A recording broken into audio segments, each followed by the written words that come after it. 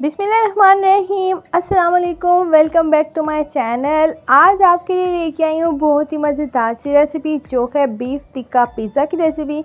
बनाना बहुत आसान है, खाने में बहुत मज़ेदार, और आप देख सकते हैं ये कितना चीज़ी बना है और इसकी डो बहुत ही नरम है। तो अभी आपके साथ ये शेयर करती हूँ रेसिपी कि हमने इसको किस तरह से घर पर बनाना है। तो सबसे पहले हमें चाहिए बड़ा गोश्त, मतलब बीफ हमने बोनलेस लिया है और छोटी छोटी बोटियों में इसको काट लिया है। इसको मैंने अच्छे से धो लिया था, पानी इसका अच्छे से खुश्क हो चुका है। और अब हम इसमें थोड़े से मसाले ऐड करेंगे, जैसे कि है अदरक का पाउडर 1 टीस्पून, कुटी हुई सुरख मिर्च पाउडर 1 टीस्पून, और साथ में हल्दी पाउडर हाफ़ टी स्पून, लहसुन का पाउडर है 1 टीस्पून, काली मिर्च का पाउडर 1 टीस्पून, और सुरख मिर्च का पाउडर है हाफ़ टी स्पून, और साथ में ज़ीरा है 1 टीस्पून। अब इन सब चीज़ों को मैं इसमें ऐड कर देती हूँ। अच्छा, ये सिंपल से मसाले हैं जो कि घर में अवेलेबल होते हैं, वही इसमें मैं ऐड कर रही हूँ। अगर आपके पास अदरक लहसुन का पाउडर नहीं है तो आप वैसे भी जो ताज़ा वाला वो यूज़ कर सकते हैं। 1 टीस्पून नमक डाला है, 2 टेबलस्पून सिरका ऐड किया है, 2 टेबलस्पून चिली सॉस, और अब इन सबको अच्छे से कर लेंगे मिक्स। अच्छे से मिक्स करने के बाद हमने 3 से 4 घंटे इसको रख देना, या 2 घंटे लाजमी रखें। अगर आप ओवरनाइट रख सकते हैं तो इसका जायका और भी ज़्यादा अच्छा आएगा, तो ओवरनाइट रखें तो बेहतर है। अभी हम एक प्रेशर कुकर ले लेते हैं, उसमें ये सारी जो हमारा बीफ है वो रेडी हो चुका है, उसको हम इसमें ऐड करेंगे। तो अब मैं इसमें ऐड कर दूँगी पानी। छोटे वाले 2 कप पानी ऐड करी हूँ, एक पूरा गिलास नहीं है, गिलास से थोड़ा कम है। और अब हम इसको अच्छे से गला लेंगे। ये बहुत जल्दी गल जाएगा क्योंकि हमने इसको सिरका लगाया था, इसलिए। अभी इसको बंद करके तो हम इसको 5 मिनट के लिए पका लेते हैं। तो ये यहाँ पे गल चुका है, पक चुका है। मैं आपको दिखा देती हूँ। ये देखिए, इसका पानी बिल्कुल खुश्क हो गया है और जो मसाला है वो बोटियों के साथ लग चुका है। आपने ये ध्यान रखना है कि पानी इसका अच्छे से ड्राई करना है। ड्राई करने के बाद आप इसको जो है पिज़्ज़ा पे लगाएंगे। अभी 1 कप पानी लिया है, हाफ़ कप दूध लिया है। ये दोनों मैंने नीम गर्म लिए हैं, बहुत ज़्यादा गर्म नहीं है, नीम गर्म है। 1.5 टीस्पून डाल दूँगी शुगर पाउडर।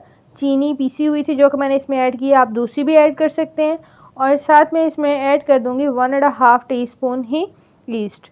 आप देख लें, अगर आपके पास आप ज़्यादा क्वांटिटी में बनाना चाहते हैं तो इससे डबल क्वांटिटी भी कर सकते हैं। अब इन सब चीज़ों को अच्छे से मिक्स करेंगे और हमने इसको रख देना 10 मिनट के लिए, ताकि जो हमारी ईस्ट है वो एक्टिव हो जाए। एक्टिव होना बहुत ज़रूरी है। अगर आप ड्राई ईस्ट यूज़ करने तो उसको एक्टिव लाजमी कर लिया करें। इससे ये कि आपकी डो बहुत अच्छी बनती है, बहुत फ्लफ़ी बनती है। अब ये अच्छे से मिक्स हो चुका है। अब हम इसको 10 मिनट के लिए रख देते हैं, तो फिर देखते हैं कि ये आपको, बल्कि मैं दिखाती हूँ कि किस तरह से आपको पता चल जाएगा ये एक्टिव हुई है कि नहीं हुई। दूसरी तरफ आ जाते हैं। यहाँ पर मैंने लिया है मैदा, तकरीबन आधा किलो मैदा है। उसमें मैंने 1 टेबलस्पून डाल दिया है नमक, और ये देखें ईस्ट एक्टिव हो चुकी है। इसके ऊपर जो बबल्स आए हुए हैं ना, ये इसकी निशानी होती है कि आपकी ईस्ट जो है वो एक्टिव है। ठीक है, तो अभी मैं इसमें ईस्ट डाल दूँगी, और साथ में मैं इसमें 1 अंडा जो है वो फेंट के डाल दूँगी। अगर आपको अंडा पसंद नहीं है या उसकी खुशबू पसंद नहीं है तो आप यहाँ पर मिल्क पाउडर भी ऐड कर सकते हैं। और अब इसमें मैं डाल दूँगी थोड़ा सा नीम गर्म पानी, और अब हाथों की मदद से अच्छे से मैं इसको गूंद लूँगी। थोड़ा थोड़ा नीम गर्म पानी ऐड करती जाऊँगी और डो को रेडी कर लूँगी। डो आपकी बहुत ज़्यादा सख्त नहीं होनी चाहिए, बहुत ज़्यादा नरम भी नहीं होनी चाहिए। अगर ऐसी डो रखेंगे तो आपका पिज़्ज़ा जो है वो बहुत अच्छा बनेगा, एकदम बाज़ार की तरह की डो रेडी होगी। तो बस इस बात का आप ध्यान रखें कि डो आपकी सख्त ना हो और ना ही बहुत नरम हो। और अभी मैंने थोड़ा सा ऑयल लिया है, उसकी मदद से मैं इसको अच्छे से ग्रीस करूँगी और थोड़ा सा इसको और गूंद लूँगी, ताकि जो डो का टेक्सचर है वो अच्छा सा बन जाए और इसमें जो है लेयर आ जाए। ठीक है, तो अब मैं इसको रख देती हूँ तकरीबन 1 या 1.5 घंटे के लिए।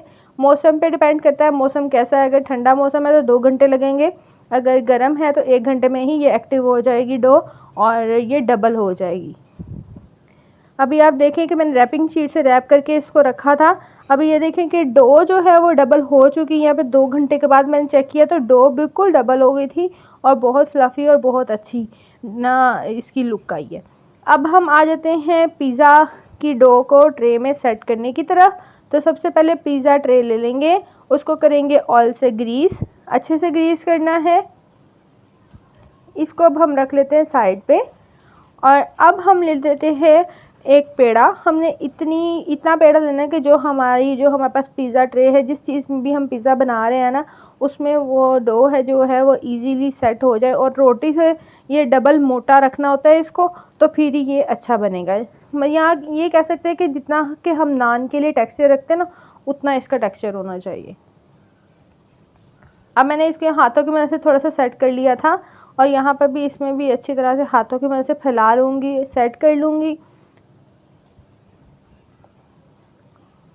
बेलन आप जितना कम यूज़ करेंगे उतना बेहतर होगा और डो आपकी उतनी ज़्यादा अच्छी बनेगी। हाथों की मदद से सेट कर लें और फोक की मदद से मैं इसमें निशान बना लूँगी।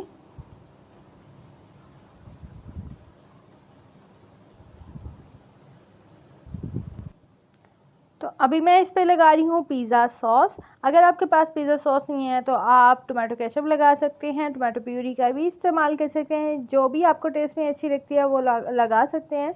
अगर ये सब चीज़ें नहीं है तो आप शेज़वान सॉस भी लगा सकते हैं, ठीक है। तो अभी इसको मैंने अच्छे से सेपरेट कर दिया है और अभी इसके ऊपर लगा रही हूँ बीफ, जो कि हमने ऑलरेडी तैयार करके रखा था, बीफ टिक्का बोटी।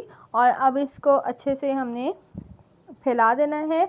इसके ऊपर मैं थोड़ी सी जो वेजीज़ हैं वो भी ऐड करूँगी, ऑप्शनल है, अगर आप चाहें तो कर लें, नहीं तो आपकी मर्ज़ी है, ना भी करें। थोड़ा सा प्याज, टमाटर और कैप्सिकम ऐड किया है, ऊपर से डाल दी है मोज़रेला चीज़।